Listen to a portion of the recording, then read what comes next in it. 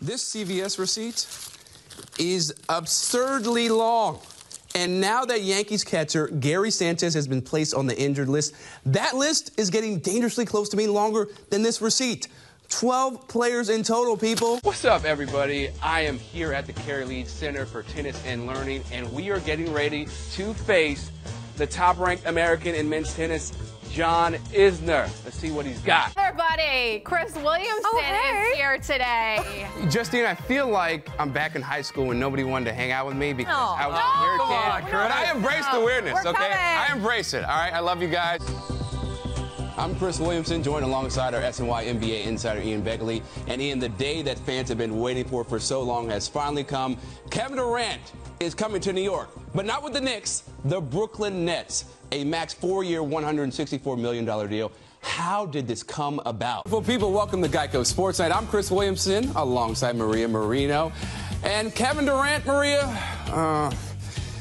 said forget about the Knicks because he's all about spreading love. It's the Brooklyn way. KD, you get a home run, and you get a home run, and you get an RBI, and you get an RBI.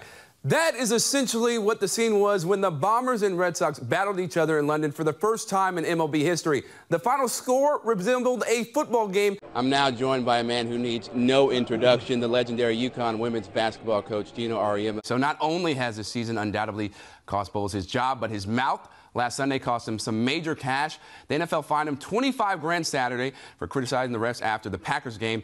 So now he's got to make it rain. He's got to make it rain for the league, people.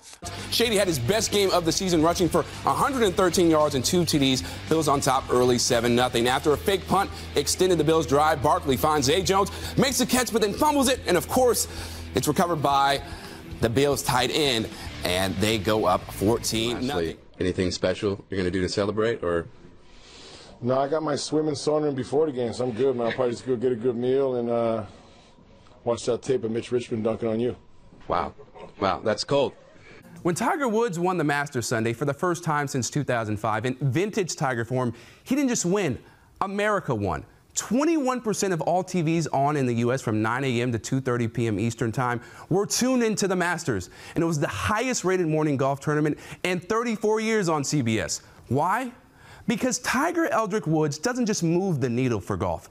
He is the needle. His swagger, the Nike red shirt, the Tiger moniker, signature fist bumps, and transcendent talent all play into why he's captivated us once again.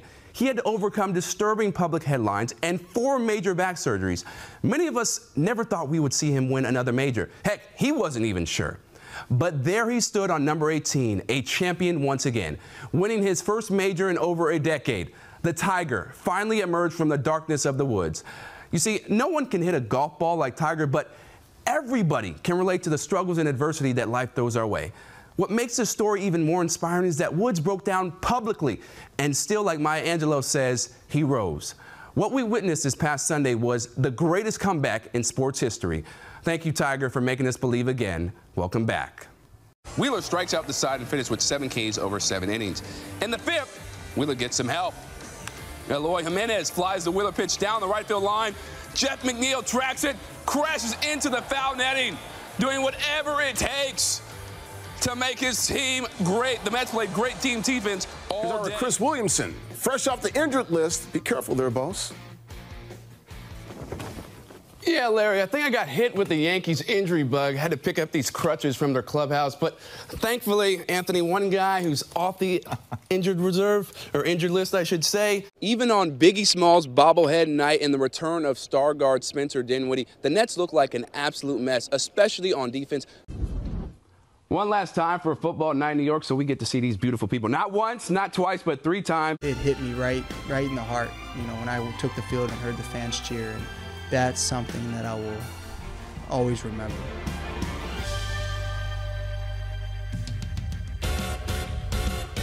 And we will always remember you, David. Such a class act. What's going on? Welcome to the show. I'm Chris Williamson. The 7-time All-Star officially turned in swinging his bat for the front office because the Mets made him a special advisor. Right, lastly, this current crop of boxers with Wilder, Fury, Joshua, how do you think you would compare if you were in the ring against them?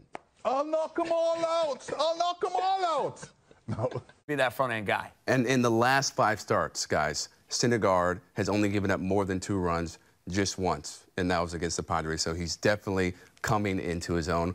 We got much more coming from you, Mark JJ. Sanchez couldn't have had a worse day for Washington Sunday. Dude completed 6 passes for 38 yards and threw 2 picks, good for a 10.7 QB rating, and he also lost his job Sunday to Josh Johnson. Sanchez's pitiful play makes Colin Kaepernick's collusion case against the NFL that much stronger. Washington passing on him makes absolutely no sense. He's being denied to play because he peacefully knelt during the anthem to protest police brutality. The football excuses are absurd. Doesn't fit the scheme.